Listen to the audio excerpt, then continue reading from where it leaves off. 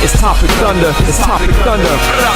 Just acknowledge it, knowledge with no scholarships. It's Topic Thunder, it's Topic Thunder. Breaking everything down, tech to politics. It's Topic Thunder, it's Topic Thunder. We don't tell you what you want, we just give you what you need. It's Topic Thunder, it's Topic Thunder. News, brews, and views from these Chi-Town streets. Topic Thunder.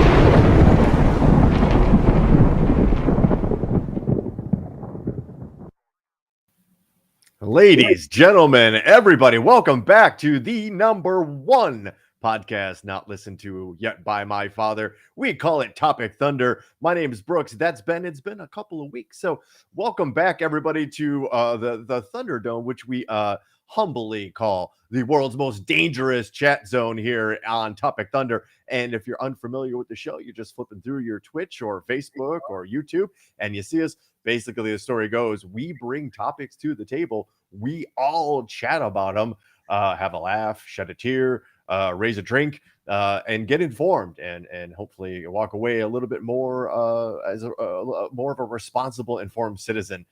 So again, it's been 2 weeks. Ben, how are you, sir? I'm energized now because, you know, the last time we were recorded, I remember I started the show by saying I was playing hurt, had a little bit of a throat issue, was diagnosed with strep throat. Well, it got worse. And by Wednesday of 2 weeks ago, I was actually admitted into the hospital overnight to receive intravenous antibiotics because my strep throat turned into tonsillitis and there was an abscess in there and it got pretty fucking crazy. You told me about the abscess part.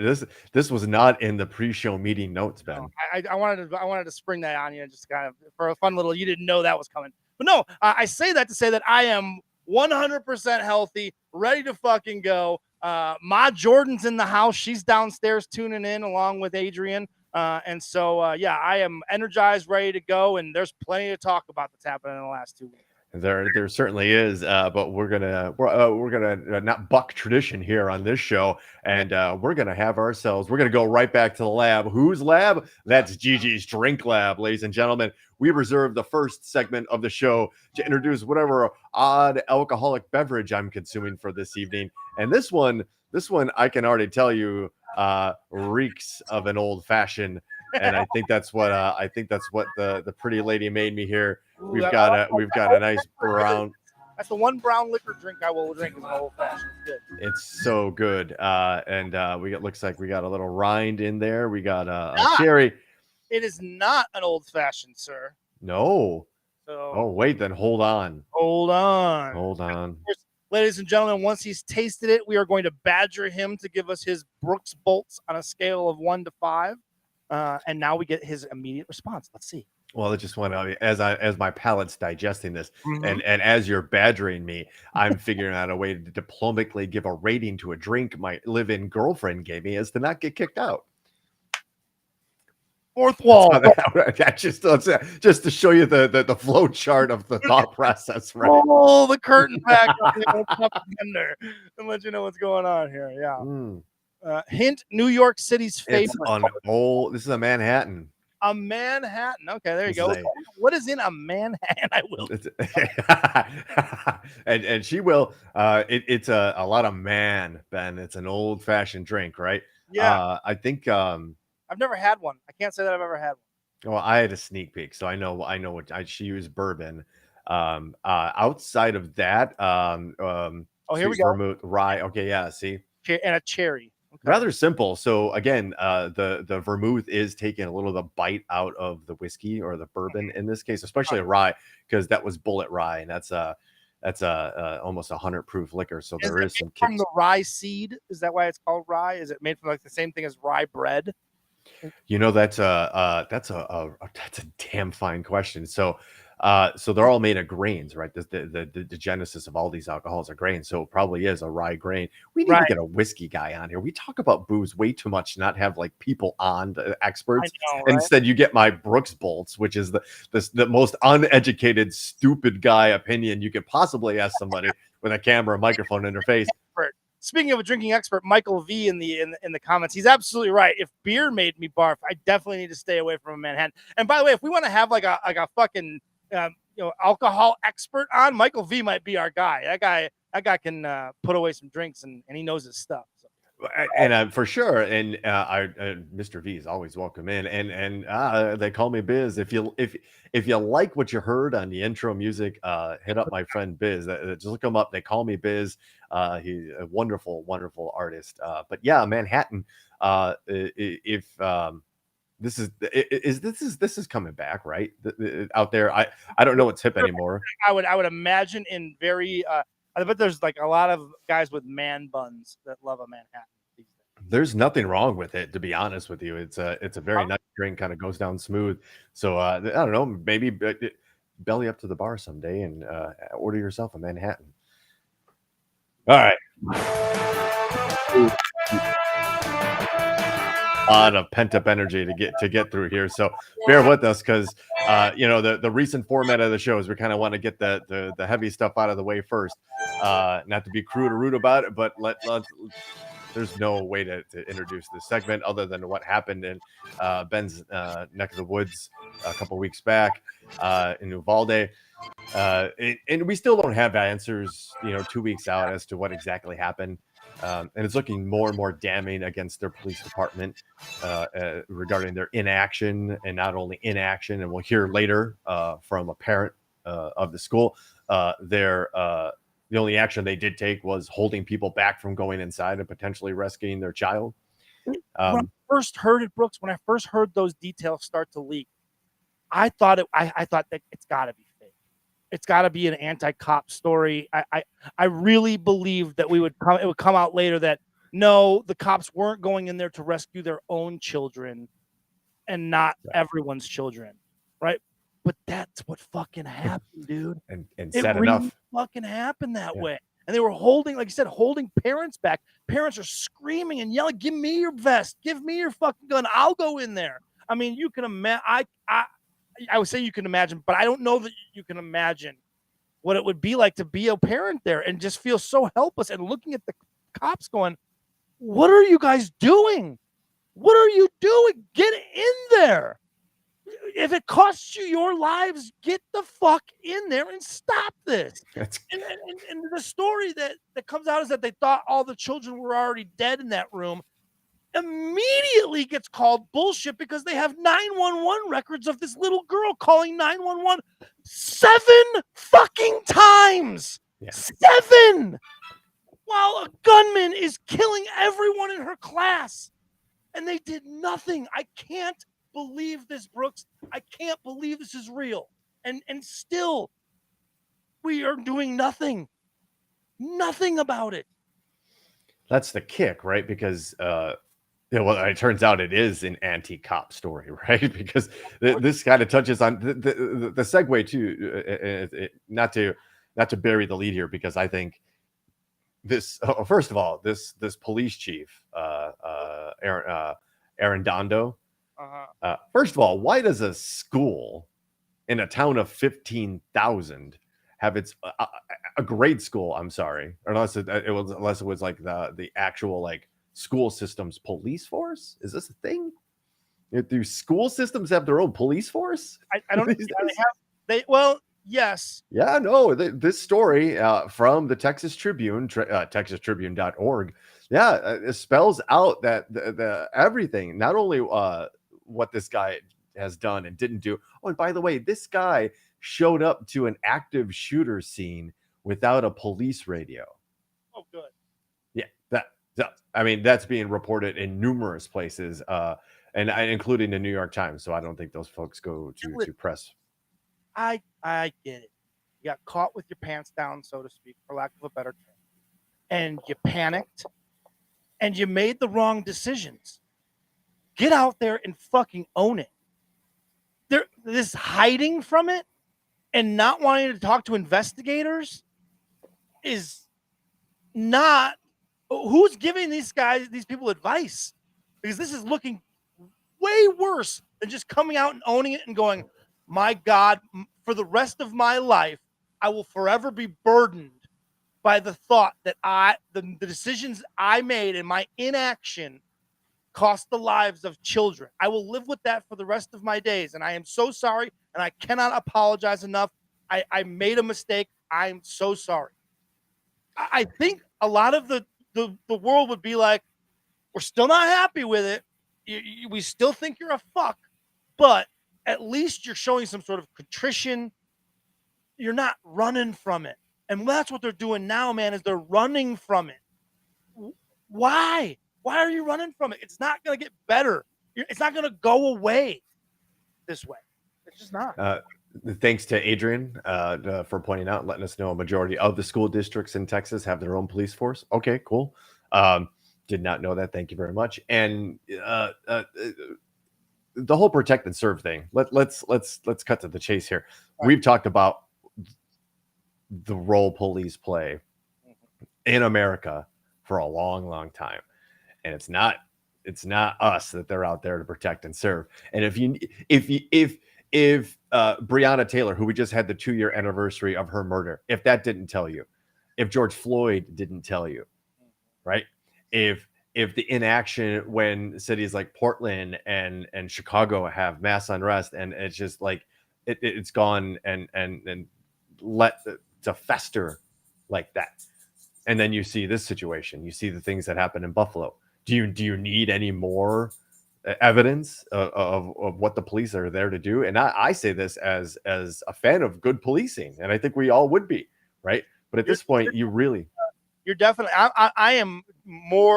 I lean more towards the all cops are bad fucking movement. Now that I'm not all the way there, because I know some good dudes that are cops, and that's the only thing that stops me from being that, because I do know some dudes that are good dudes that are cops. Me too. Yeah. But at the same time, I do hold some disappointment towards those guys than not holding their coworkers more accountable and speaking up, because the culture is, if you speak up, you lose your job. And it takes some courage to do that, obviously. But they're in a different situation where I think that they're in a job where if you see something, you have to say something. A lot of those guys, even good dudes, don't say something because they're team players. But then they're worried about their pension, and they're worried about their kids, and it's a bit of a blackmail, right? Right. So we're going to talk about the inaction of a police force, not only a local police force, but then the state police force. And it took Border Patrol to go in, because apparently Border Patrol were the only ones that had the key. Did you read this?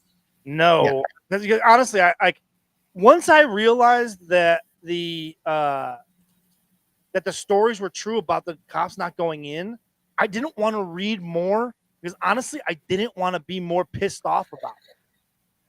I have friends at work that were like, okay, because I'm like, as me, as things are happening, I'm like, oh my God, like this is what Twitter's for. Somebody was like, all right, with a kid of his own, was like, okay, you can. I want to know, but I don't want to know. So just it's too much right now. I was like, I get it. I guess a certain extent, right? Because I don't have children, right. But I have family members who are teachers. Right. I have family members that have kids. I have a lot of friends, dear friends, that have kids this age. Mm-hmm. So while they're not mine, I've held some of these kids since they were born. I have just as strong a connection as anybody could have, and not be blood. And Gigi brings up a great point in the Thunderdome. She says, "Gee, wonder why Border Patrol had the keys to a school where many children of immigrants attended." I mean, those are dots that can be connected. And if you're looking, sure. And why isn't this police chief being cooperative? Because mea culpa is not the least he can do. The least he can do is resign. Right. And that's what you expect people of good ethics and conscience to do when 19 people get slaughtered due to your inaction. And I don't want to hear you couldn't have saved it. Even if it was one person that he saved by giving the go to go in there, that's one more person left in this, one more family without somebody missing from the dinner table. Mm-hmm. And Ryan Hansen's right. This is the shit that gives traction to the defund the police movement. Right? Maybe if they spent more money on training for situations like this, they would have been better prepared. Are you trying to tell me that the town of Udalve needs to spend more than 40% of their city's budget on law enforcement? Because that's what they currently do. 40% of that city's budget.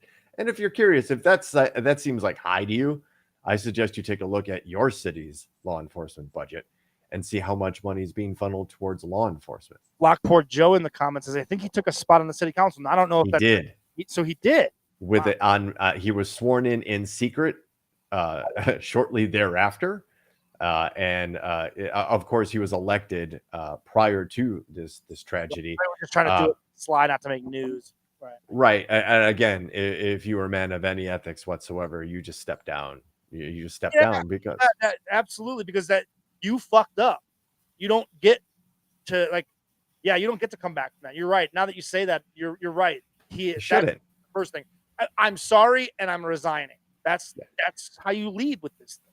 I'll live with this for as long as I walk this earth. It is the greatest mistake I've ever made in my life. I apologize, and this is not enough. And then you just step down. You just whatever, man. Like, I know, like, again, but what was running through his mind? His career, his family, his this, his that. Like, it's bullshit. Something's really fishy, really shady. We don't have all of the logs from the internal police communications, like Police Scanner. Apparently, you don't have to go too far on a Twitter to find out who's in your local area doing a police scanner. Listen, somebody's always posting something that's going on via the police scanners. And I was looking it up before the show. I still can't find that they ever found it, but apparently there's about 18 minutes missing from the police scanner, from police communications, right? So again, who is giving these guys advice on this? Who is there anyone in the room that is going, guys, this is the exact opposite way we should be handling this. Like, you can't fuck this up. Talk about fucking up consistently. Like, they continue to fuck up. Like, these are genuine fuck ups. They're as human beings, that is their human nature, is to fuck up, because that's all they fucking do is fuck shit up. Raise your hand if you've ever been fired from a job for something less than making a decision to save a life. For sure. 100%. Yeah, definitely. Yes. So at the very least, some accountability. And if this guy's not going to resign, which the arrogance, my God, the arrogance, the least the city council and the grieving community of this town can do is have him fired. Yeah, I mean, Brian Hansen at the optics couldn't be worse. Aunt Chris is talking about the Chicago public schools. 179 million was just taken out of the school's budget to pay for police pensions. Like, that doesn't do any good. That doesn't make any of those schools any safer, of course. She says 4 teachers lost their jobs at her school. CPS is laying off teachers. How can that happen in a teacher shortage? That's a great question. Like, how does that make sense? You can't. If anybody is willing to show up to a Chicago public school and teach those kids and go through the nonsense that is dealing with those kids, why would you fire them? Like, outside of something egregious like having a relationship with a kid or doing something really inappropriate, that doesn't make sense. That's shocking to me. Like, and the whole conversation, we can dip into it here because since we're talking about teachers, the immediate now again they want to arm all the teachers, Brooks. Oh, one door in and out. Yeah, one door in and out. Metal detectors, armed guards, armed teachers, every door, barricades, barbed wire, fences everywhere, checkpoints. What are we talking about here? That's a prison. You're describing a fucking prison. What we're sending kids to then is a prison. And as what has also been pointed out, these same fucking nut jobs are talking about freedom.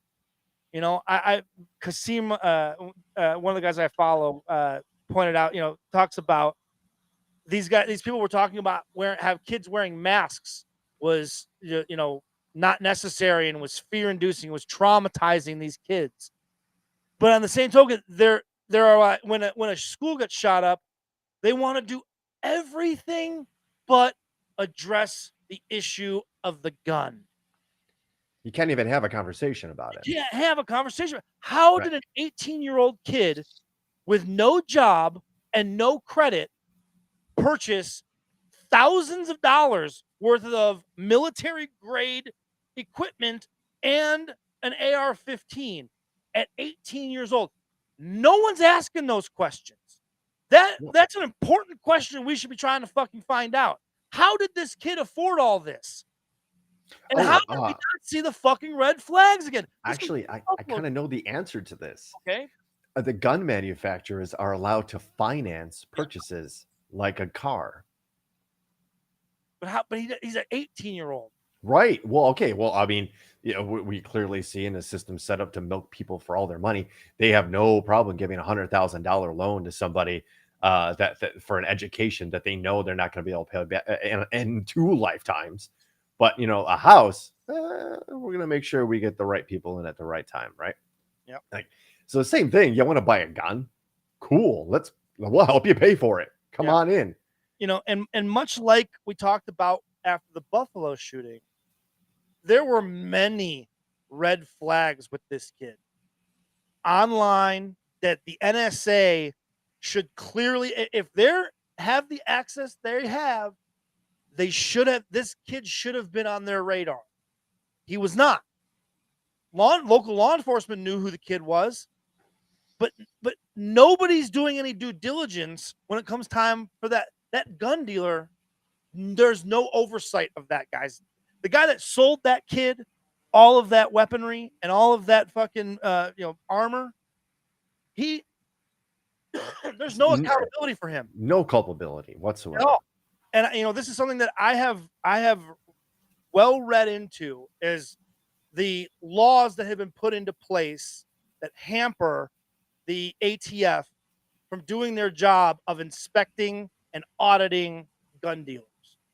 And it has long been my contention that if we should do something with the manufacturer, right? The manufacturer should be accountable for where does the gun go when it leaves your factory. You are accountable for making sure it gets to where it's supposed to get, and you're also accountable for where that gun dealer selling it wrong, because you're in business with that gun dealer. Right. Both points on that end have to be secure, right? And they're not, right? They're not, because the NRA has paid millions of dollars to put literally sneak laws into bills that have nothing to do with gun control that hamper the ATF, right? The fact that the ATF has as many agents today as they had in the 1970s. Yet there are something like 100,000 gun dealers in the United States. I think it's even more than that, to be honest. That's just the licensed ones, right? Right. That's just the licensed one. That doesn't even count the guys that are at the gun shows that are skirting around the laws there, right? The loopholes that are there. Or being what the other big problem is, being a straw buyer, which is that you're buying it for someone else or another group of people, right? Because they can't for whatever reason. Which is something that the Chicago police found what was happening when they were doing stings. When you always hear about, well, Chicago has a gun ban and they have all these guns, blah, blah, blah. Well, the Chicago Police Department did a sting to find out, well, where are the gangs getting these guns? Guess what was happening? They were getting people without records, normally girlfriends, women in the gang that didn't have criminal records, and they were taking them to counties surrounding Chicago. And if you're not from the Chicagoland area, you don't understand that from Chicago, downtown Chicago, you can be in another county in like 15 minutes. So they were going to other counties. Yeah. Other counties. They would send these women in, or young men with no criminal records, send them into these gun dealers, and they would buy dozens of cheap handguns at a time. One person. And the gun dealers were like, yep, here you go. Because they're all Pro 2A, right? And so they take that Pro 2A shit really seriously, and they're willing to skate the laws because they know that they're very, very unlikely to be held accountable. Do you know how many guns get stolen from gun dealers on a yearly basis? Hundreds of thousands of guns are reported stolen by gun dealers. Again, we went How to is that possible? The statistic that there's 1.2 guns for every one citizen in America. Like, How did they get there? How did the gun get from the manufacturer to the street? The gun dealer is the middleman, and they look the other way when the guns get stolen. I mean, if there is one business you're going to go into where you absolutely better have the best fucking security over your merchandise, it should be if you're a gun dealer, right?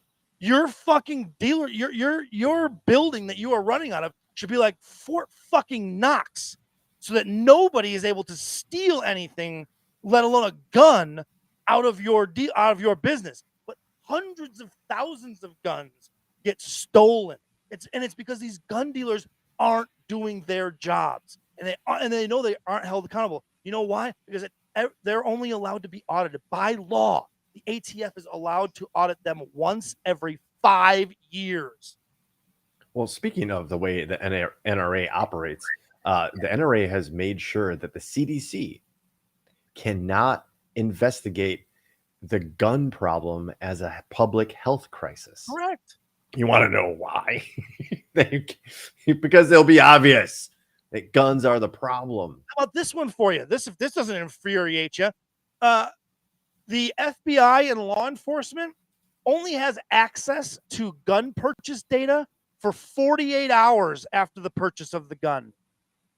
After 48 hours of that gun purchase, the FBI and other law enforcement agencies do not have access to that information. You know how I figured that one out? Because that's what the Las Vegas shooter did. He knew the loophole on that, and he would buy a gun. He'd wait 48 hours or more, and then he'd go and buy another one, and he'd wait 48 hours or more, and then he'd go and buy another one, because he knew that way he would never, ever, ever come up on a red flag list. We could do a whole show on gun control, right? And everything, because I know I've seen in the chats, like everybody's like bringing up all of the talking points on, I guess, what we call our side of this, and right. What and I had a story in here we could talk about Tulsa and how quickly that dude was able to buy a gun and kill people with it, right? In just hours, right? Yep. What I'm tired of, what I'm sick and tired of, are the people who just refuse to try to do anything. Like we can't put the genie back in the bottle, Brooks. The guns are already out there. We can stop making more. Right. Gun buyback programs are hugely successful. And you start offering $1,000, $1,500 for one of these AR-15s, people are going to turn them in. Yes. And then those are the ones that won't get found underneath somebody's bed, so an 18-year-old can go and shoot his grandma or in the face or a school full of kids. But Brooks, the criminals will still get the guns. No. Right. Here's how. If they stop making AR-15s right now, they stop making them going forward. On the black market, do you know what the price of an AR-15 will become? Exorbitant, where an 18-year-old kid wouldn't be able to even find one on the black market. An 18-year-old kid, if they couldn't go to their fucking local Walmart or gun shop and get an AR-15, where would you even start if you wanted to get a gun on the black market? I'd go to Indiana. Yeah, right. But you wouldn't. But it would be. But that AR-15 would likely cost $12,000. Well, easy. Guess what? You're not getting an 18-year-old kid probably doesn't have $12,000 to drop on that AR-15, right? And so then what may happen is the guy calms down, like the Tulsa shooter. Maybe he can't get his hands on an AR-15 and within hours turn around and go shoot a bunch of people. Maybe if he can't get that access to that gun, he goes back to his car and goes, fuck, all right, maybe rethinks it. All right, maybe I don't need to do this. Right? Gets that moment of clarity. Right? There's that possibility as well. The conversation is always going to boil down to gun control, right? There's going to be a certain sect of people that want to ban these outright. I don't see a civilian use for military grade or style weapons, because I know, and I don't want to split hairs, and I don't want anybody coming up like, it's not military grade, it's a mock of the M4 Brooks. Can you kill 30 people in less than a minute with it? It's a military weapon. What's the other point of that weapon? Exactly. What is the other point of it? Well, I just like to shoot guns. Find something else to shoot. It relax. I saw this. I had a cover. I saw that. It relaxes me. Dude, do you know what the stress your body goes under when you're next to gunfire? You might get your adrenaline kick, and that's what you might be thinking is calming and stress releasing to you. But every other sense in your body's going, what the fuck? What the fuck? What the fuck? There's a physical recoil, there's a smell, there's the bang, there's everything that is telling your body stress. And you think that calms you down? No, it does not, sir. What is that? And my way, when I hear that, I think you're fucking Looney Tunes. You have mental health. You need a gun to calm down? Exactly. I mean, and I feel the same way about people that are like, well, I need it for protection. And it's like, 15. I always ask from what?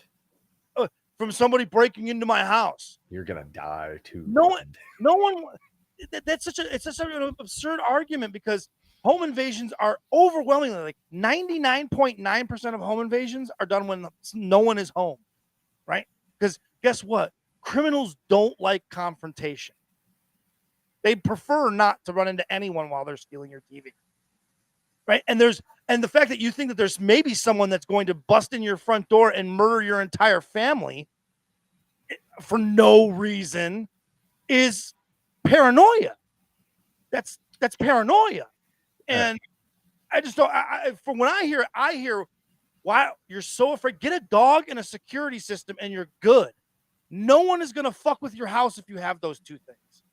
Bottom line, the crackhead that was gonna steal your TV, the last thing that motherfucker wants is for you to wake up and confront him about it.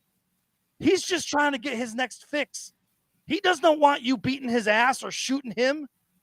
No, these people that are invading your house, they don't want to kill you. And if for some reason some psycho wanted to kill you and your entire family in your sleep, you would be dead before you even opened your eyes.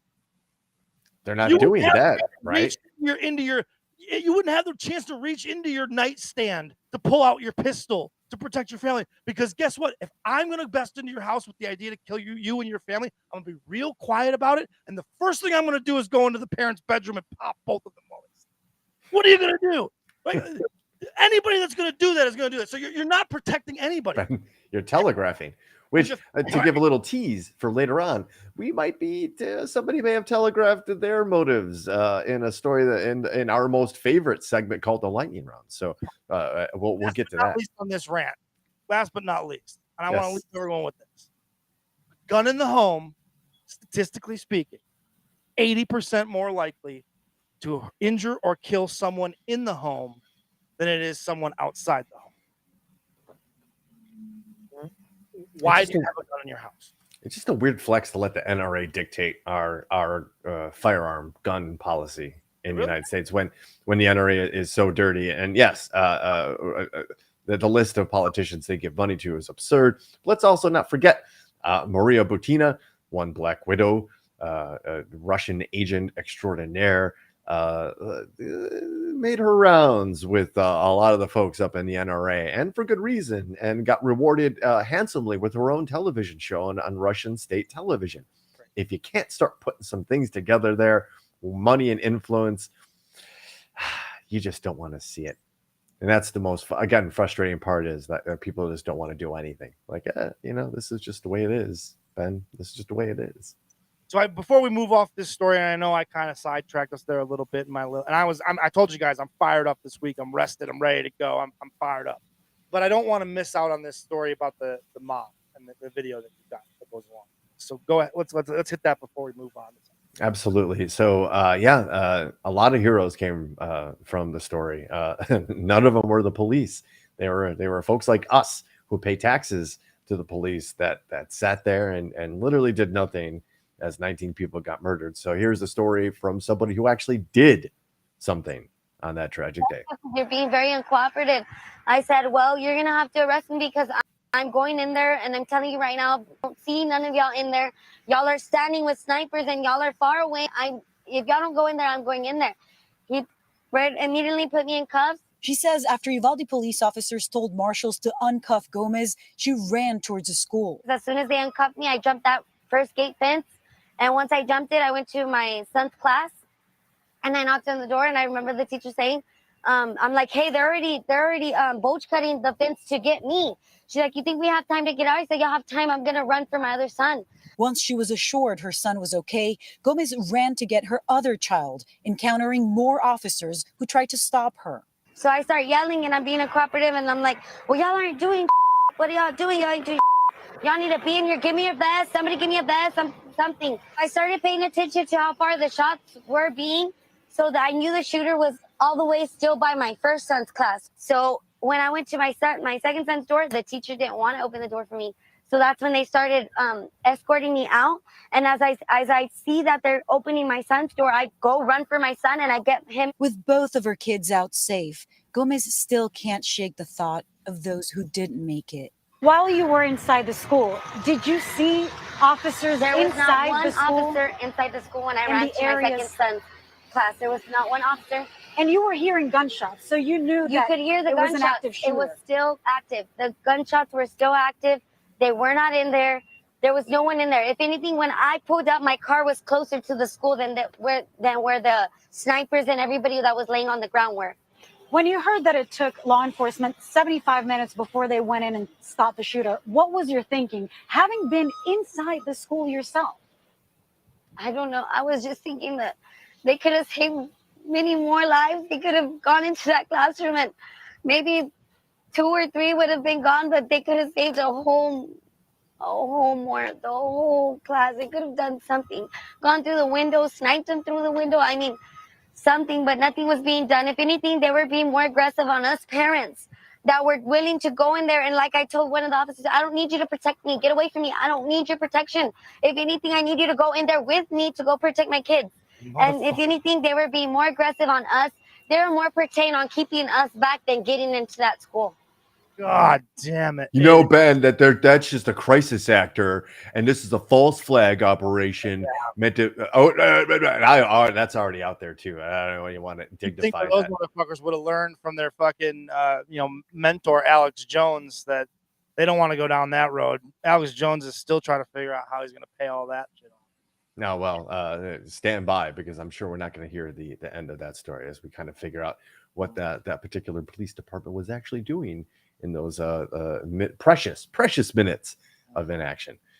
I mean, if we didn't have that lady's first person account like that, like, what the hell? Like, they would have been able to cover it up. Like, all right, let's talk about it. Let's talk about like a fuck ton. Yes, a fuck ton of heavily armed cops were afraid of a kid, an 18-year-old kid. Trained heavily armed cops were afraid of a kid with an AR-15. Why would they be afraid of such a gun? If the cops are afraid of one kid with one gun, maybe that kid shouldn't be able to have that gun. Maybe no one should. I think we've shown as a society we don't deserve the toy. Right. And if, every parent out there knows exactly what I'm talking about, and that includes doggy parent. You don't deserve you've been bad. You don't deserve that toy. We don't deserve those toys. We've shown we're irresponsible with them. We don't know how to handle them properly. We don't care enough. And again, the people that are silent, the people that sit back and just throw their hands up, they're like, well, that's just the new norm. What's normal about shooting up a school full of kids, or a hospital, or a movie theater, or a mosque, or a church? There's nothing normal about this, right? Talk about arming teachers. Does it even cross their mind for a second that there might be a day that a teacher fucking loses their shit and isn't there to protect the kids with that gun that we encouraged them to bring into the classroom? You know what I'm saying? Like, yeah, it would be a parent-teacher night is when they lose their shit. These teachers are under a tremendous amount of stress, right? And in some schools are straight up threatened by students. Oh, yeah. Physical harm, right? What happens the first time that the white teacher in the black school is confronted by a black kid, feels threatened by that student, and kills that student in front of his entire fucking class with the gun that we encouraged that teacher to bring into the classroom to protect those children? Nobody thinks about that. Nobody fucking thinks about it when they say this dumb anything to say to not say. All right, maybe we shouldn't have this bill. Again, maybe this wouldn't. This is terrible, right? There's no good coming of this, but you would expect the people in these situations to step forward and take responsibility for this. At least. This is to circle back to it. We could talk about all of this, but these cops still haven't said our fault. Right, my bad. Not even just like they don't. According to Aaron Dondo, the police chief for this particular police force, he doesn't want to talk about it publicly until the funerals are over, out of respect for the mourning and the grieving. Oh shit! Listen, motherfucker, if you would have done something, maybe half of those people wouldn't. You could have waited more than 2 weeks. You know, it appalls me, the lack of accountability. Those cops just sat around. There wasn't one dude on that force. This is what screams to me, because I'm really concerned about that missing time on the police radio and what was being said. Yeah. If a lot of these cops were rushing in or grabbed their own kids and left, let me go out on a limb in here and say a majority of brown children inside the classroom, and then didn't breach the school for over an hour, and which to me, and I'm not trained in tactical affairs, but that screams a little bit irresponsible, right? Yeah. What was being said? Why did you break every protocol of your training and just sit on it? What was said in that missing time? Yeah, and we're gonna get it, because this is the more they fight it, the more that people are going to want to know, right? And investigators are going to press, because they're going to be pressed by their higher ups that we're not the public isn't going to let this go. That's what I think that they think is if we just hold them off, something else will happen and the news cycle will change. I think that's their strategy. Sure. And look, they just had a whole presidential administration that did the whole deflect blame and everybody else don't admit to it. Right. They pretend like it never happened or blame the other guy. Right. So there's an entire swath of this population that's going, well, you know, they didn't say it's their fault, so it must be okay in some form or another, because it's okay. Yeah. To not take responsibility for your mistakes, apparently. Courtney, you're right too. Not a single independent thinker among them. None. Not one of them had the courage that woman we just listened to did. Not one of them said, you know what? Fuck this. I don't care what my orders are. I don't care what my superior. Fuck this. I'm ending this. I'm going to do something. I know better than just to sit out here and wait. None of them. Not one of them. And where is the oversight going to come from? Texas Rangers? That's okay. There's some good old boys on that department too. Yeah. You're going to have to take it. It's going to be a federal level investigation to get people from the outside kind of come in. And then that's going to take years. Yeah. Right. And in the meantime, these cops are still going to be paid. They're still going to be accruing a pension. Some of them might leave for other jobs before the hammer falls, so their names aren't in the paper or anything like that. But it's going to take years, and these guys are just going to walk away and just get paid for this. They're going to maintain their jobs for this. Think about the worst fuck up you could probably make as a law enforcement officer. Not stopping a violent crime when you could. When you had numbers and training and equipment. Shit, man, we've seen them send involved. We've seen them send robots, dude. Robots into buildings because they thought there was a bomb. Right. They thought there was a bomb in an empty building. They sent a fucking robot. You're gonna tell me that these guys didn't have gear to go in there? Did you see, by the way, that one of the cop cars with the flashing lights in that video, one of the cop cars was a Tesla? Oh, so they sure. could afford a Tesla cop car, Sure. but they couldn't afford a fucking robot or the equipment. it's fucking crazy. Yeah, and then the backlash because everybody's in on this gag here. Again, it's not a gag. That's probably And Adrian there, after speaking critically about the incident to media outlets, Gomez said an officer threatened to charge her for violating probation on an unrelated charge for obstruction of justice. So they went and they ran that woman that hurt every little thing, to right? say, shut up or we'll do this. Come on. Yeah. These guys are so fucking dirty, and they continue again. They're fuck ups. So everything they do, every decision they make is the wrong one because they're fuck ups. Speaking of fuck ups, Well, I mean, our boys are fuck. the Proud Boys fucked up, but it's not the only ones that fucked up. And that's it. We're gonna lead right. We're gonna go right from that soft topic right into this soft topic. Yeah, remember when a group of people tried to overthrow our functioning government for their own fascist needs? I do remember. I do. There's a group of us that haven't forgotten. And now the leader of the Proud Boys and a handful of other jerks have been charged with seditious conspiracy in the Capitol riot. This story has been somewhat of a little hobby for me since it happened on January 6th. Yeah, well, we talked about it a bit. Yeah. Just a little bit, right? And harken back to your social media back when that was happening, or back when you had riots in your cities and things were burning and stuff, and everybody was really quick to blame BLM and other activist movements, right? And when evidence started to trickle in that groups like the First Amendment Protectorate were involved, the Proud Boys were involved, Oath Keepers. What are Oath? Babe, do you know what Oath Keepers are? I just heard about it. I just read about it. Like, yeah, look what we have here. Another group of extremists that were now, as the onion gets peeled back, highly informed, highly organized, and funded, as we're going to get to here. And this story from the AP, the top leader of the far-right Proud Boys extremist group and other members were charged Monday with seditious conspiracy, with federal prosecutors say a coordinated attack on U.S. Capitol stopped Congress from certifying President Joe Biden's 2020 electoral victory.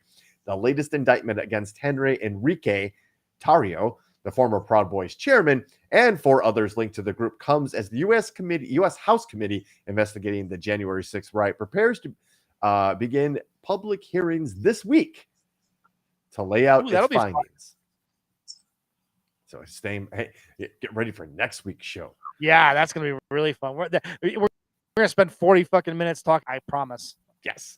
The indictment alleges that the Proud Boys conspire to forcibly oppose the lawful transfer of presidential power.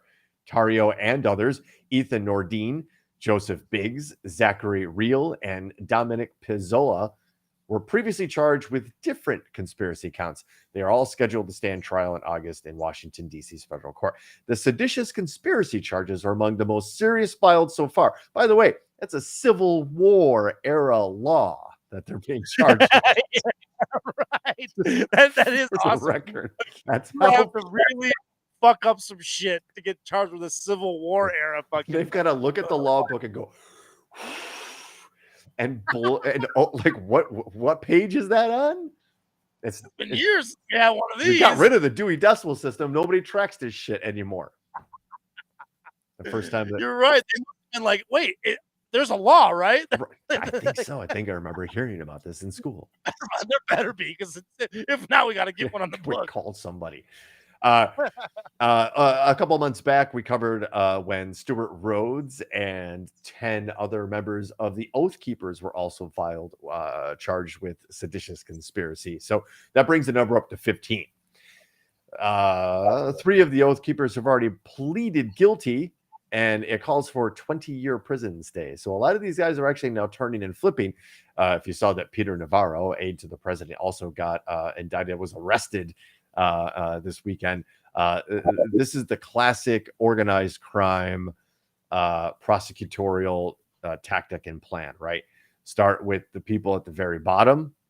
You start with, the bottom, and you start milking those people for information. And if you are willing to give me more information, we might be willing to discuss a leaner sentence or a charge other than seditious conspiracy. Yeah.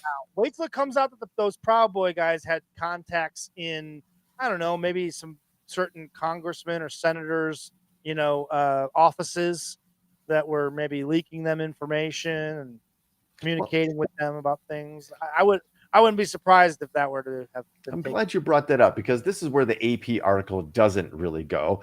And then some of my favorite Twitter followers were actually quoting and presenting actual snippets of the indictment. So this one, the first one, is from Ryan J. Riley. And it is a copy of the indictment and goes like this. At 2:57 p.m., Tario posted a message on social media that read 1776, and the revolutionaries are now in the Rayburn building, which referenced the House of Representatives office building, which had been referenced in the 1776 return plan received by Tario on December 30th. You might just be saying, what? There was a plan circulated, the 1776 returns plan. Tario was received a copy of that on the 30th of December, a full almost week before the little vacation tour of the nation's capital. News. That is definitely news. We didn't know it. That's not something that's been reported before, is it? This is unsealing of the grand jury's evidence. So you got to understand how big of an investigation this is, right? And every time a little bit of information gets unturned, because this is all going back to legit, all going to get tied into Trump and Russia. And I know you might be like, all right, Brooks, Trump and Russia was responsible for everything. It's just where every arrow is pointing. And we'll get into why this particular group has these ties to Trump and how they tie into Trump. We've heard about a gentleman named Ali Alexander before, and it's becoming plainly to anybody who's been presented to this evidence in these grand juries that this one dude was the nexus point of the physical army. We'll get to that in just a second. The second, we're going to get into more about this particular post and the indictment. At 7:39, person one sent two text messages to Tario that read, "Brother, you know we made this happen, and I'm so proud of my country today." Tario responded, "I know." Just 5 minutes later, the conversation continued with person one texting, "1776, motherfuckers." Tario responded, "The Winter Palace," which I don't know what that reference is. That is, yeah. I wonder what that is. That's got to be some sort of code for something. Sure, but is that Laura Margot? I don't know. Person one text, "Dude, did we just influence history?" Tario responds, "Let's first see how this plays out." Person one, "They have to certify today or it's invalid." Again, let me finish this. These messages were exchanged before the Senate returned to its chamber at approximately 8 p.m. to resume certifying the Electoral College vote. Yeah, remember we talked about John Eastman, attorney for the president, drafted a 6-point memo about what they could do if the vote was delayed or there was some sort of calamity that precluded them from certifying the vote. Dude. It's a tangled web. Gigi is actually nails it. Check this out. The Winter Palace is a place in St. Petersburg, Russia. It is a palace in St. Petersburg, Russia, that served as the official residence of the Russian emperor from 1732 to 1917. Keep scrolling. I want to find out if it was used as the KGB as a headquarters. Let's see. Usage of the palace. The last czars. Looks like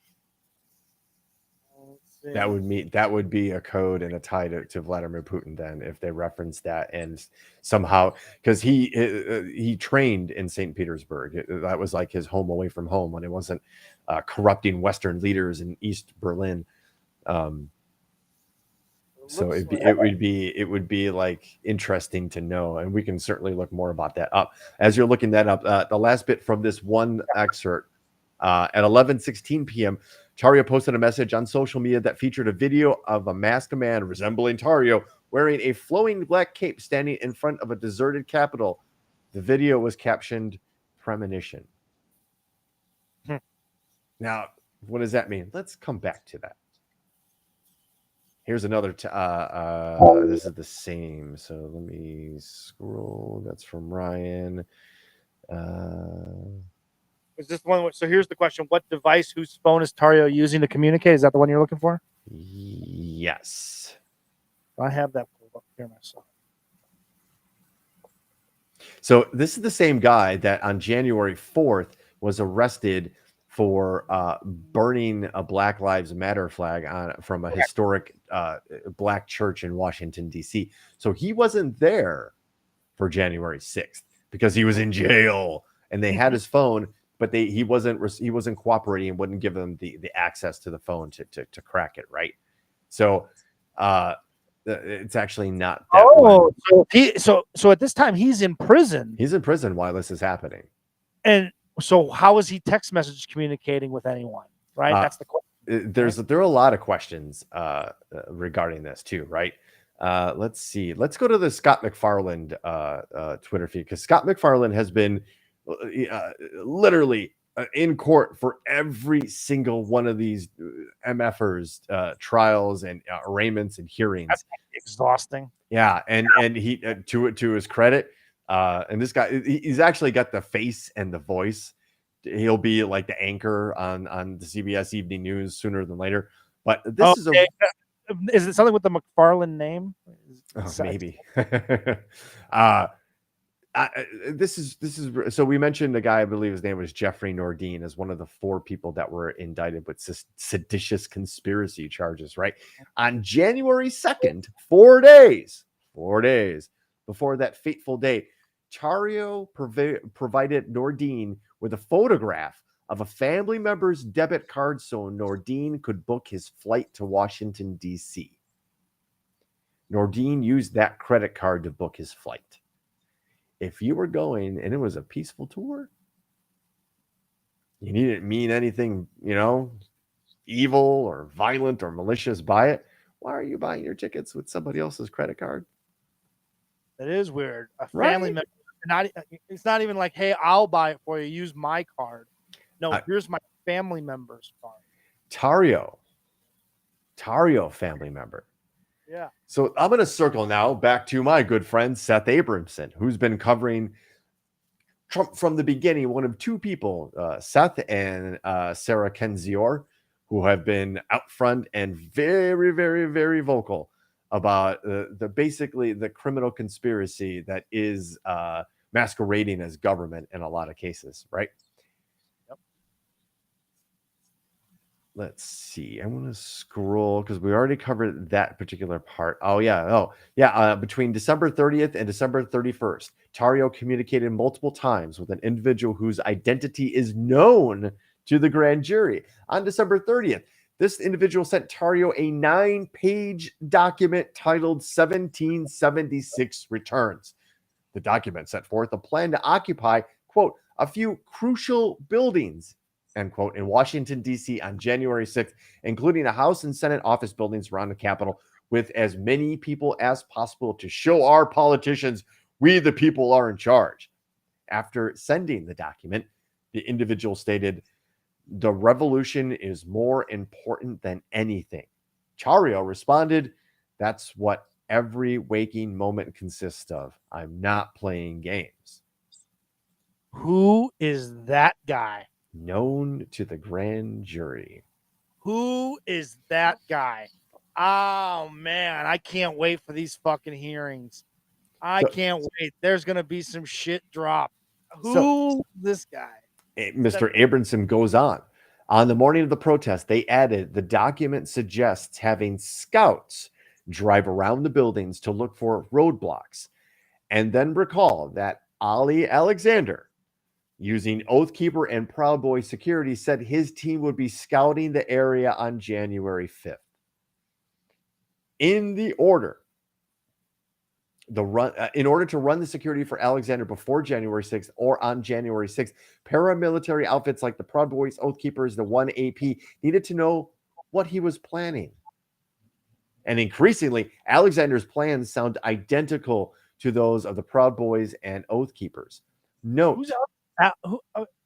Never mind. Oh, I'm getting ahead of Oh wait, no, go ahead. Any questions, please? Ali Alexander. We've that name. Why is that name ringing a bell? What? This guy. You're gonna get that, right? We've talked about him for a couple of different weeks. We mentioned him specifically a couple weeks ago.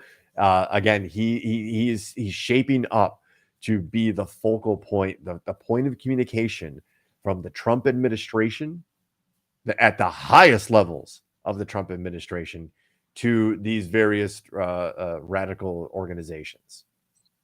So, note again, let's just in order to run security for Alexander before January 6th or on January 6th, these outfits like the Proud Boys or Oath Keepers of 1AP needed to know what he was planning. Tario got the plan on December 30th.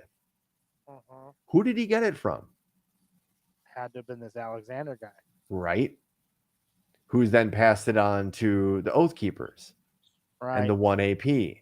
Getting everybody on the same page. And everybody on the same page. So if you remember back, and I don't want to make anybody watch video of that day, but there were dudes who clearly know what they were doing, hand on shoulder, like a paramilitary group, making an urban forced hostile entrance, walking hand on shoulder up the stairs as all these other buffoons, the people who are caught up in the moment, dopes. These dudes were breaching the Capitol for very specific reason. To withhold the vote, to make sure that vote didn't happen. They had plans for Mike Pence. They had plans for Nancy Pelosi. They had plans for a whole lot of other people that may or may not have been the actual objective, because the objective was to get Trump back in power, to invalidate the election, right? Right. Mm-hmm. Note that Roger Stone, we know Roger Stone, he was in the Punchable Face tournament. Yes, the fucking the guy that looks like he was a villain from Who Framed Roger Rabbit. Exactly. He has, and every day, and you can do it, you can Google it. Yeah. Well-known Proud Boys as security, Oath Keepers as security. Another dude knee deep in all kinds of political connections, dirty political connections, that uses the Proud Boys as security. What about it? What happened to Andy Frain? The Yellow Jackets of Andy Frain Security. So that's my rant on this one, ladies and gentlemen, that we're not even done yet with finding out what everybody's role in January 6th is. The truth is not even about to come out. Just a sliver of what the committee is. They have enough to go public with a lot of shit, right? That's the tip of the iceberg. It's going to be must-see TV, I think. I think it's fascinating. It's going to be met with deaf ears, because America is just going to be like, the what? Huh? Inflation, my gas prices, what is this? And not understanding how close we came to losing our democracy, and how much they use this as a plan moving forward for the next election. That's what that video that said premonition was all about. Honestly, we've gone long on two separate topics. Everybody's probably going. After 2 weeks off, we generally give you a supersized episode, and sit back and enjoy it. We're on one. We're on one, because I wanted to check in with our good friend Elon. Yes, and all of the good things he's been up to. Oh, genius Elon! Desperately trying to find a way out of that deal. But he's so smart. He did it to own the libs, Ben. He's a brilliant guy. Yeah, I bet he is. I mean, he made a lot of money, and if he gets away with that, that's really all that matters to him. If he made a lot of money on that stock price and waiting those 11 days. We talked about it a couple of weeks ago. He made a hefty amount of money on Twitter stock, and that's what led to this shareholders, suing him. And now, the Twitter board and shareholders are suing him, and because he hasn't been exactly a great partner. And if you know anything about Elon Musk's background, he's not, right. He's not. He's a capital venturist. Is basically what it boils down to. Yeah, he will steal your idea and make it his own, and bury you, so that you will never know that. Then the world will never know that he didn't come up with that shit. Which is the irony of Tesla, right? because that's what Thomas Edison did to Nikola Tesla. Just know your history. Honestly, I think that low key Elon Musk did that on purpose. Oh, sure, absolutely. Enjoyed every second of it, right? Enjoyed every second of it. Ideas. I mean, the guy, he comes from an emerald mining family. Blood emeralds.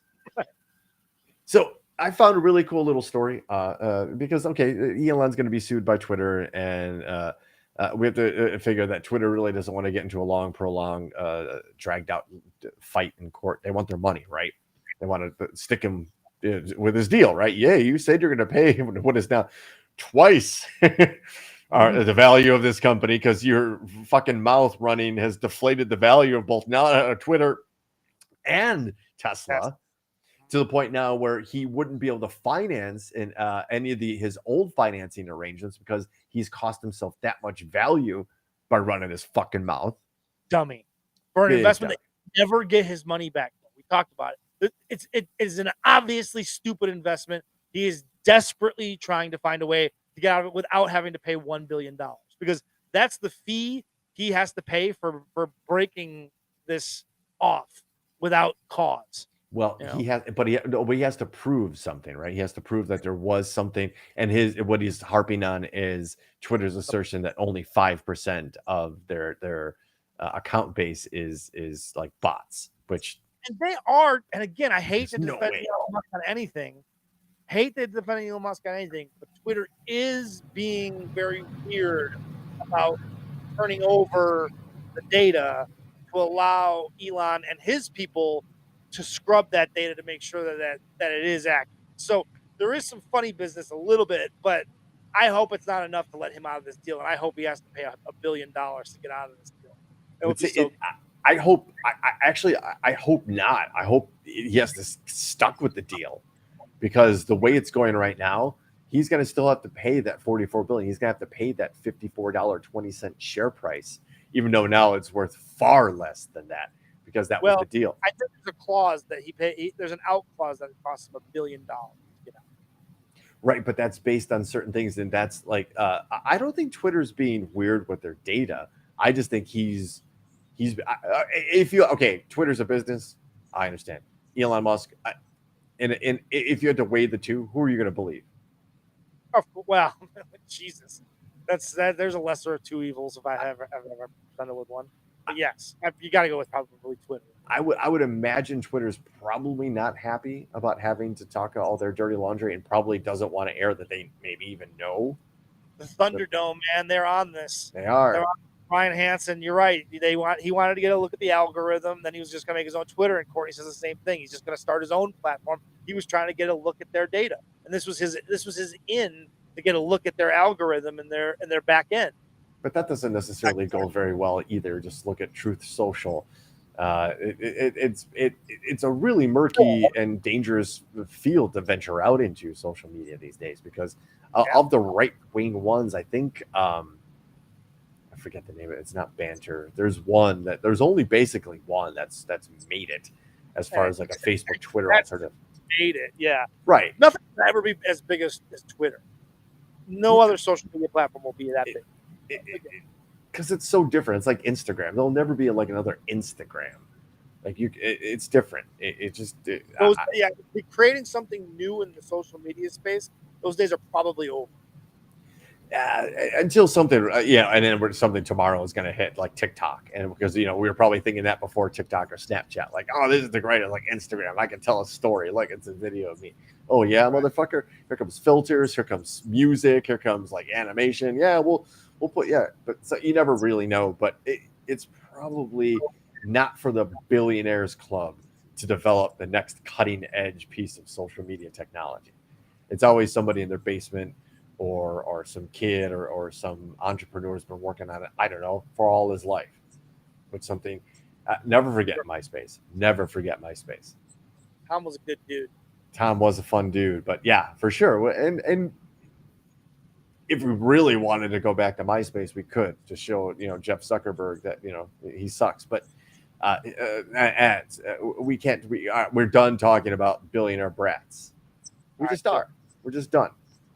What I wanted to show you, we're going to get into the science portion of the show. Really quick, a couple of different things.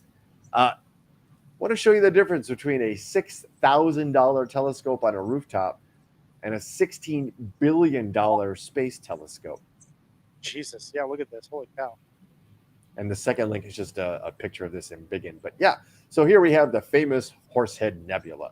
The picture on the right is the very famous picture captured by the Hubble Space Telescope probably about 20 years ago. The one on the left, so just recently, some dude set up his $6,000 telescope on his roof and got.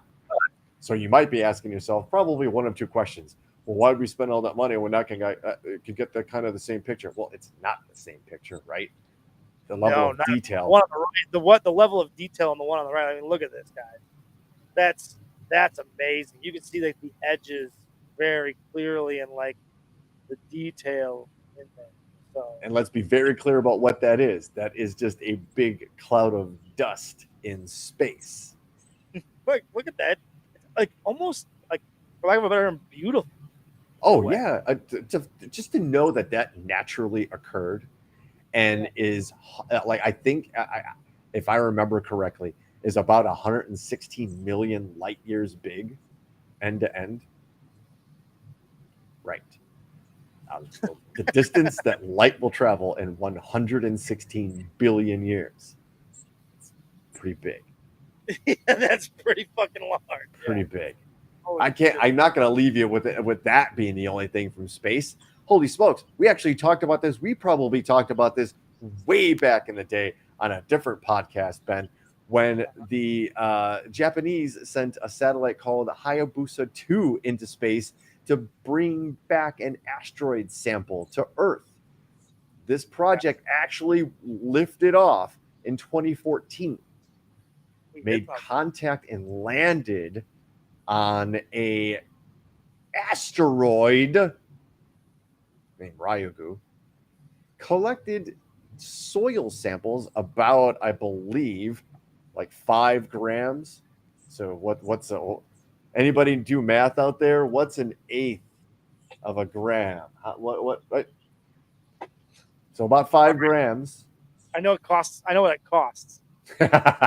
5.4 grams of surface material returned to Earth from the asteroid, which is located about 300 million kilometers away, give or take about 500 million miles.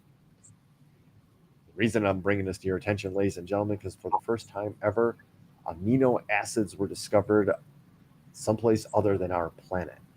In fact, 20 different amino acids were discovered on something other than our planet. What's the big deal about amino acids? I drink them before my workout. I feel great and I get a good pump. I'll be honest, I was asking myself. Amino acids are the building blocks of life, period. Oh, is that important? Amino acids are what build more complex cellular structures. They are literally the base ingredient for proteins. But yeah, they're pretty. So what this tells us is that life, the eternal question of where did life come from, this gives a little more credence to the idea that we were pelted, obviously, by 100 million thousand different rocks in space. And this is the only time we're mentioning on the show today about a rock in space. That it isn't going to be the last time? It wasn't. These landed on us already, which gave like single cell organisms in the ocean life that led to multicellular organisms that led to little fish salamanders crawling out of the sea and breathing air to things with legs like lizards and big fucking lizards, and then birds and all kinds of tigers and cats, and then all of a sudden apes, and then we came from that's where this all started, right? And eighth is okay, Chuck Davis. Thank you, sir. Anyway, how am I not seeing? We found the building blocks for life on something not on Earth. Cool. Pretty fucking cool, considering just how big the universe is. And you can just extrapolate a percentage. If we are X percentage in the universe, then that is the percentage that amino acids are in the universe. Just by virtue of how big the universe is. That's a lot of fucking fucking planets, a lot of fucking asteroids, and a lot of amino acids. Right. Just hinting at the possibility of life elsewhere. Doesn't have to be intelligent, Yeah. but It exists. It's so ignorant to believe that we're the only planet. here is evidence that the building blocks of that life that would flip our planet, maybe not, because people still think that AR-15s are cool to have for sport and recreation. So maybe not. Maybe they would be like, does it have a cool TV show? Can I follow its Instagram? Is it a social influencer? Then I don't really care. That's probably where we are. But hey, don't let me ruin your good time. So you were asking about my extinction level event, weren't you? You thought Brooks is talking about space. This must be it. You're wrong. This is sent to us by friend of the show and sometimes contributing to the show, Lockport Joe. NASA captures eruption of Sharkcano. What? From CNN. NASA's Earth Observatory has released satellite images of an undersea volcano erupting. The image, taken on May 14 by the Operational Land Imager 2 on the Landsat 9 satellite, shows a plume of discolored water being emitted from a submarine volcano. The satellite is designed to capture high-resolution images of our planet. The Cavachi volcano is in the Solomon Islands, is one of the most active submarine volcanoes in the Pacific. Cavachi was dubbed Sharkcano after a 2015 expedition to the site revealed that the crater was an unlikely home to two species of shark, suggesting that large marine animals are able to exist in an extreme environment, tolerating hot, acidic water. A scalloped hammerhead and a silky shark were among the fish species spotted living in the volcano by researchers. To peer into Cavachi's crater, scientists developed a baited drop camera to the depth of 164 feet, according to the Journal of Oceanography. The volcano erupts almost continuously, according to NASA, and the stream of steam and ash are often visible. Nearby island is named the sea. This is where this stops. Yeah. Anyway, the story will go on to tell you that are we gonna have a lava shark inside of this active volcano and this plume of volcanic ash and dust are two species of swarming shark coming to the surface because they're being blown up from the bottom, forming a Sharkcano, not to be confused with the Sharknado, which isn't real that we know of. Wow. Yeah, sci-fi is already in post with this film. For real, seriously, for real. So I just wanted to that. Yeah, it doesn't have to come from space, folks. Is a silky shark just super into 90s R&B? I want to know what the scalloped hammerhead. Right, they are on fire. Thank you. Total like death metal thrash, hardcore crunch metal band, Scalloped Hammerhead. Just letting you know. That was the other shark. We're not going to leave that guy out. These sharks are able to live in super hot, super acidic water, and we're just unleashing them on fucking the world now. That's what's the worst that could happen?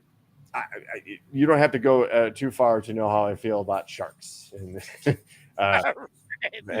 all out on sharks. Here, our official stance on sharks on Topic Thunder is not good. Not good. Yeah. Straight thumbs fucking down. Two. Sorry. Yeah. Like your chances of survival. 2 thumbs down. Well, hey, sometimes when a volcano on the surface erupts, it causes a couple things in the atmosphere. Those things are like lightning. And this, ladies and gentlemen, is the lightning road. Where's my finger? The number one segment on the number one podcast my dad still doesn't listen to, and it doesn't hurt.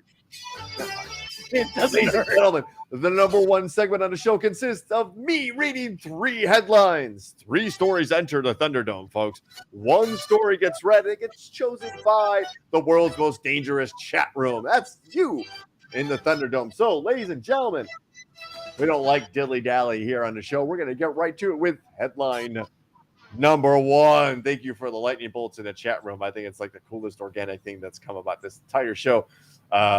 Maybe besides the jokes about my dad. Number 1, how to murder your husband writer found guilty of murdering her husband. I saw this. So great. Yes. Headline number 2, Cincinnati man fires crossbow into White Castle after being denied a refund. Seems reasonable to me. All right. And headline number 3, a sheep sentenced to 3 years in jail for killing a woman in Africa. There's sharks in the chat room too. There are sharks out there. I'm going to read those headlines again because I feel like you might need to take them all in because there's the varying levels of absurdity here, which is the point of the. Last one got me. We don't pick the lightning round here to make it easy, right? So, ladies and gentlemen, we're trying to get Ben the choke. We're going to do this all one more time. Headline number 1, how to murder your husband writer found guilty of murdering her husband. Headline number 2, Cincinnati man fires his crossbow into a White Castle after being denied a refund. And headline number 3, a sheep sentenced to 3 years in jail for killing a woman in Africa. Oh, man. It's down to 2 and 3 to me. Shrimp nibblers. That's right. That's right. The shrimp nibblers, they have to be involved in the story, right? So voting is now open in the chat room, folks. All you got to do is you can give us a little story, like we're awaiting the Ryan Hansen remix too. Of course, yes. But going with number 3. She wants to hear about the sheep getting charged with murder. Firing a crossbow into a White Castle is kind of funny, but number 3, jailed sheep. Number 3, sheep. Speaking of a band name, Ma Jordan going number 3. Grave case closed. Headline, love it. Number 1 is getting a vote from Courtney. Courtney with number 1. For the irony, I agree. Realist novelist. Fast murder, killer continent. I like fast murder. I like that story a lot, but it looks like number 3 is kind of running away with it here, folks. Going to a White Castle is pretty much a murder. That is not fair. One of the very few things I miss about back home is White Castle. Right. I still have fond memories, Brooks, of OBT and about 3-4 o'clock in the morning, determining who was the soberest person to go get a crave case of jalapeno fucking sliders and crushing those, and then going to bed after a night of drinking at OBT. I haven't had a good White Castle in a long time. Yes, the legend of OBT. If only people knew. If only people knew. Anyway, that's it. Maybe one day we'll have a round table that will record for just OBT stuff. It's a 3-part podcast.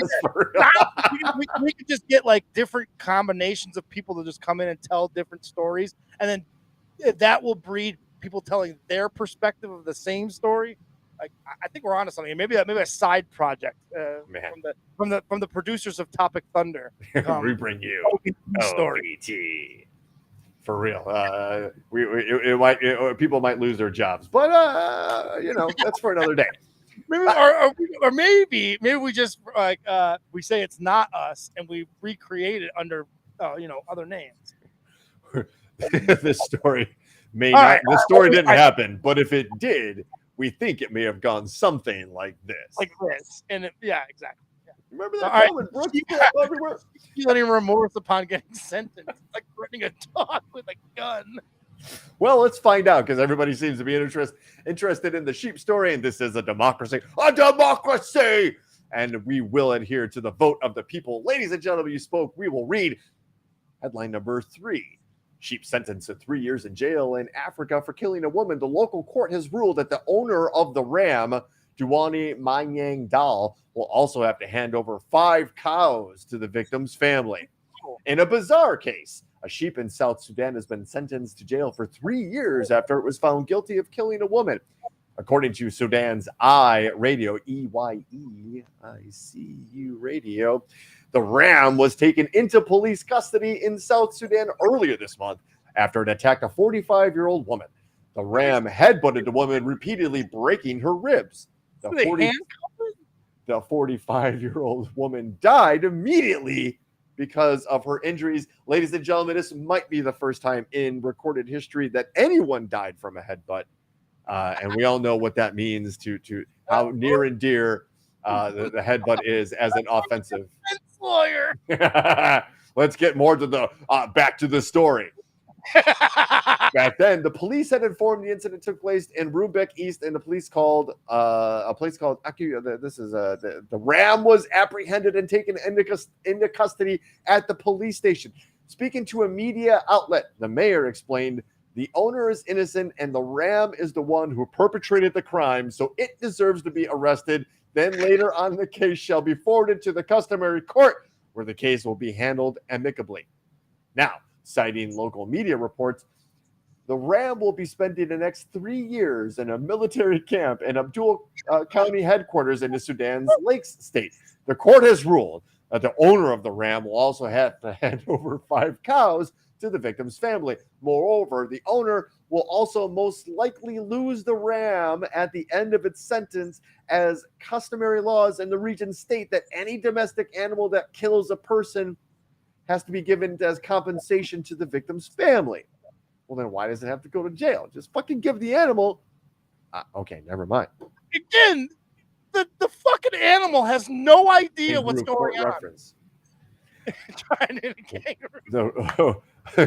Lad Bible reported that the county administrator informed that the ram's owner and the victim's families are related and neighbors. That ram will do hard time. Imagine, like, just kill it, shave it, and be like, "There's your sweater. We're sorry, but here's a sweater for the loss of your loved one." Anyway, and that's what's gonna happen. He's coming for you. The big ram man, the big hoss man, right? Both the families have signed a contract to formalize the agreement with the police and community leaders acting as witnesses. Can you imagine your daughter, your wife, your mom, whatever is killed by a ram, headbutted, and died by a ram, and you've got to negotiate a deal that involves the police and the owner of the murder weapon. That It's like disciplining a dog after they've pissed or shit in the house, and you take them back to the spot. They have no idea. If you don't catch them in the moment, and if you don't correct them in the moment, the dog has no idea why you're yelling at. This ram doesn't give a fuck. This ram has no fucking idea. It was just doing what a ram does, and now suddenly he's in a military camp. And Aunt Chris beating Billy Whack to a He-Man joke regarding the ram. So well done there. But new meeting to Ram Jam. Like, seriously, what's the ram gonna do at a military camp? Just give it to the family as compensation. What are you gonna hang out? Yeah. Well, we're gonna give it to the family after it serves its prison sentence.